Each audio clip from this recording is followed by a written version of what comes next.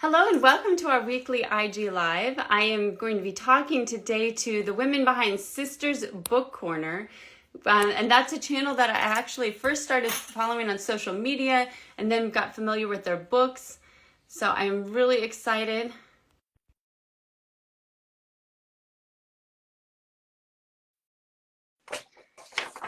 And that is Tristan Towns and Lacey Howard.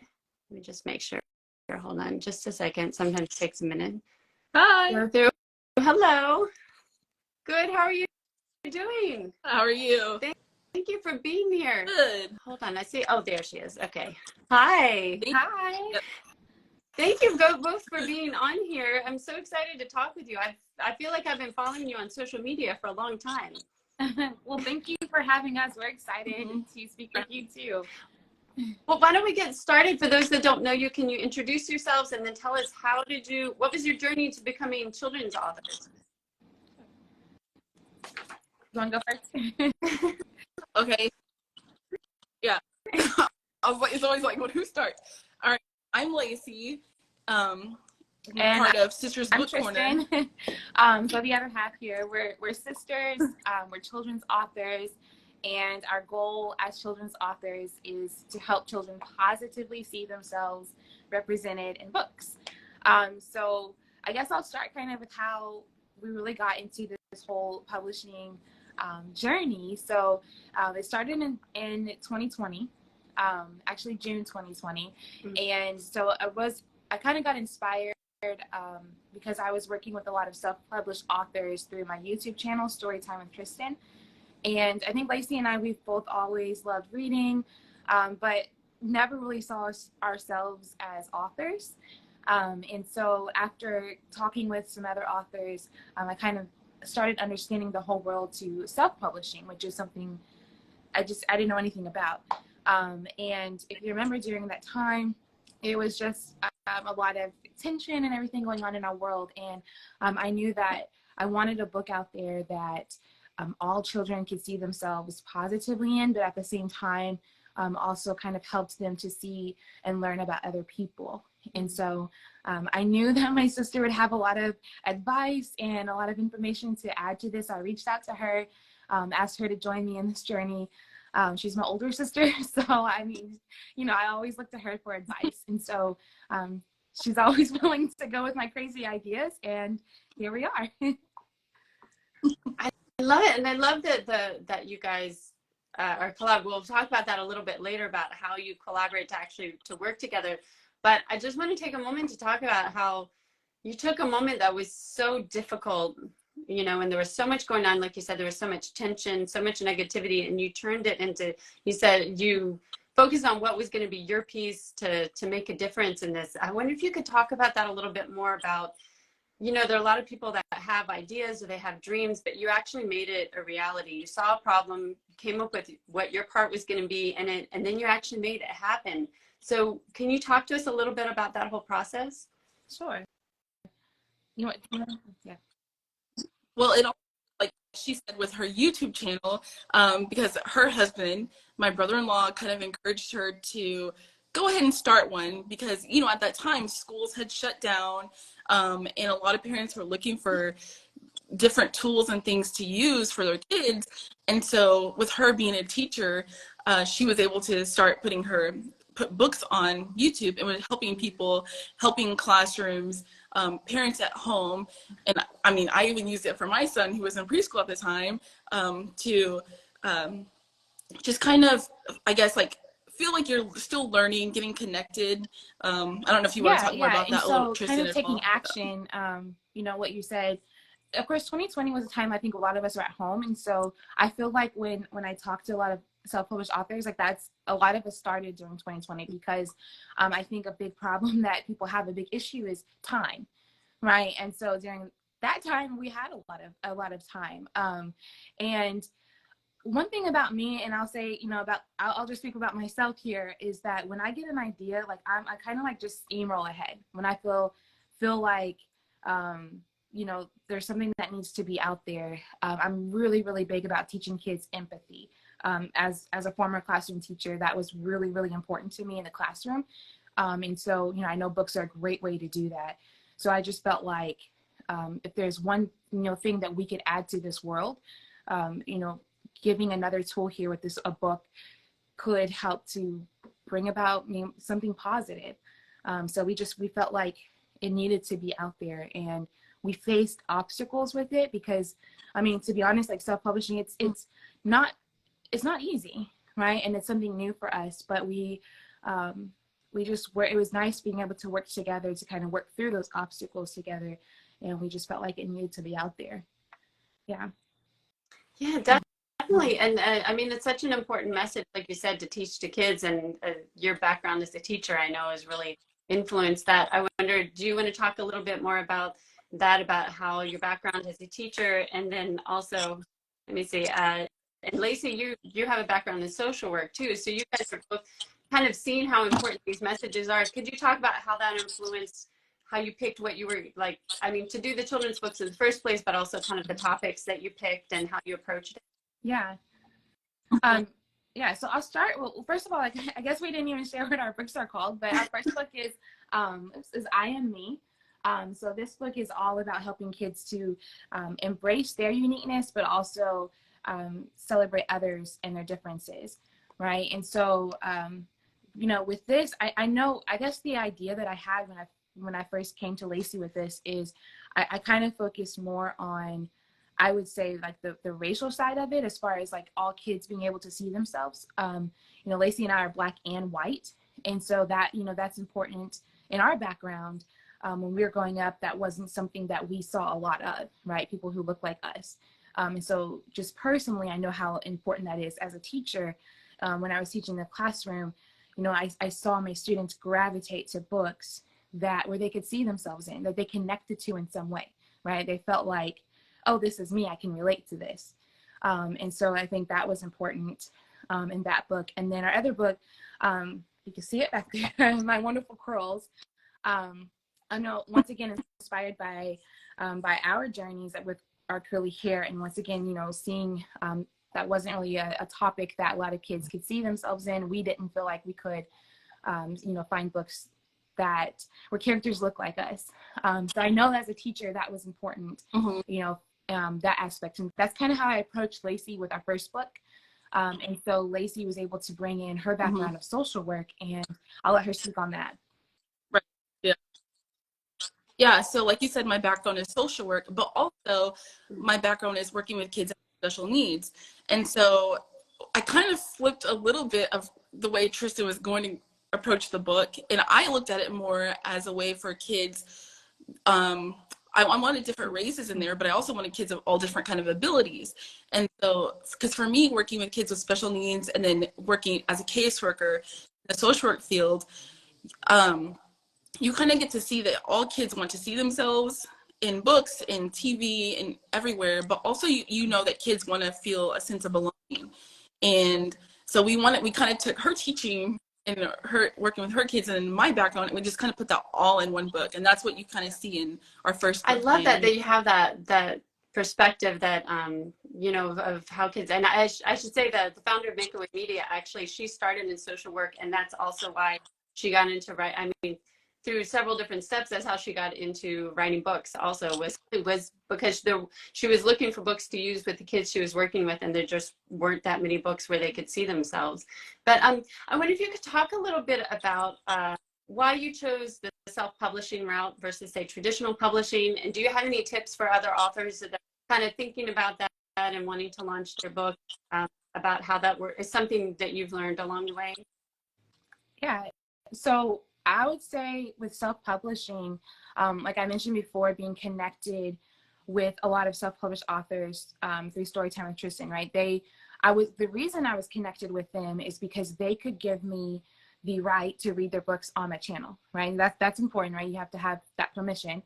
And so, I was just able to kind of talk with them about their journeys. And so for us, it was important. We want to be able to have full rights to our books. We want to be able to tell like what we want our characters to look like. We didn't want anybody else to kind of, come in and change that, because we had an idea, a goal. And so we just wanted the full right. but also like, you know, with traditionally published books, you know, it's a different process you have to go through. And yeah, we didn't want to go through all of that. And so, A lot of Now that does kind of put, I mean, on the one hand, it gives you freedoms, but it also kind of puts more of a burden on you, right? But something I admire about you guys is you have a great social media presence. And of course, you have the YouTube channel, which is something I think a lot of self-published authors maybe struggle with, is that they do have to get out there and do the promotion. Was that hard? Did you anticipate that it was going to take that much work? Is that something that you spend a lot of time on, or? I would say this part is actually the hardest part for us, is the promoting yourself. If you're here to promote yourself, your book, and that's not something I necessarily thought that we're going to do. I'm a little bit more introverted, and so I was kind of thinking like, hey, we're going to write our books, going to get out there, and whoever gets it, you know. And then like, no, you have to do a lot of self-promotion and marketing your book, and it's not something I had envisioned for us. And that's the thing, I think too, like we knew like when we were going into writing this to kind of start that, we started our social media before, of course, writing, so we could kind of start developing the audience that would need our book. But yeah, this one it definitely was not, both of us are more introverted, and so it's a big challenge. Like anytime you see us doing a live or anything like that, that is a challenge for us. But I think we both believe, and we've learned through this journey, that you have to kind of get yourself out of that comfort zone. And if you have a dream or a goal, you've got to push yourself, out of those comfort zones to make it happen. So sometimes we do take breaks from social media. We kind of, we just got back from a vacation together actually, and we kind of just took a break because it can get a little overwhelming, trying to just create a bunch of content and everything. But yeah, I hope that answers what you were asking. Yeah, definitely. And I think that's a good point to mention about, being introverted versus extroverted, and also to take care of your own mental health as you're doing it, and to take breaks. I think is really smart, that sometimes people forget that you can step away from it. I feel like a lot of times when we're on social media, you get so caught up in it because it's so kind of 24/7, and that it's easy to just let yourself get swept up on that. So I love that you guys have that perspective, like, okay, we're going to take a vacation, we're going to take a break, take care of ourselves. That's really smart. Yeah. I would also love to hear more what it's like to work together. So did one of you like write a draft and then the other one commented on it, or did you just get on Zoom and start writing together, or what was that process like? Yeah. Well, like we said, Tristan kind of started, she already had an idea in her head of what the first book was going to be. And then she brought me into it, that I kind of changed a little bit of how it was going to go. But we're both very similar. We think a lot alike. We're very organized, but we live in two different states. So that was probably the biggest challenge for us. And at the time, my son was, I think, 4, and she didn't have a child yet. And so it was a lot of late nights of, the Google Drive and texting and calling and just the back and forth. But it's been really good. I don't think that I would have written a book unless I had her with me. But I think it's gone. And we could divvy up, like, you kind of work on this and I'll work on this, like, as far as like look into how we do an ISBN and look into how we do this. And so we kind of split up roles. But working on Google Docs was really helpful for us, because I could be, typing something and she could be typing at the same time. So we could see, what each other were doing, or it would be saved there already. You know what I'm saying? Like, as far as if I was working late and she was, already in bed, like it'd be there and she woke up. So that was really helpful. And we still work that way with things too. Did you ever have any differences that you had to work out where one really wanted to say it this way or go this direction, or was it pretty easy to figure out your differences? I would say for the most part, it's been pretty easy, but we've had times where we start off on this, we want to do something like this, and then one of us gets the idea that, okay, it needs to go this way, and then we've spent like 3 hours just right back to how we originally started. But overall, I think it's pretty smooth. Like Lacey and I, as sisters, we have 4 brothers, so we're used to kind of working together, kind of teaming up together. So it was just kind of a natural fit for us to do. Yeah. So thankfully it was smooth. Love that. Yeah, I mean, I Yeah. can tell what kind of relationship you guys have that would go well. And did you do a lot of testing with your son? Was he one of the first readers of the book?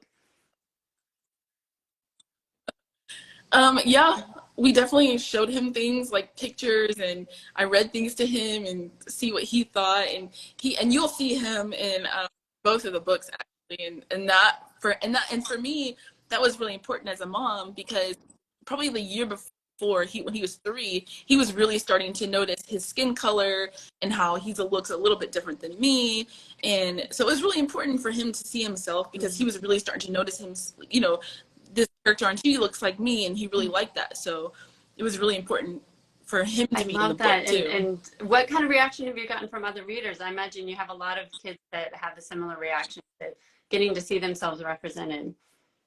Yeah, that's probably been like the best reaction.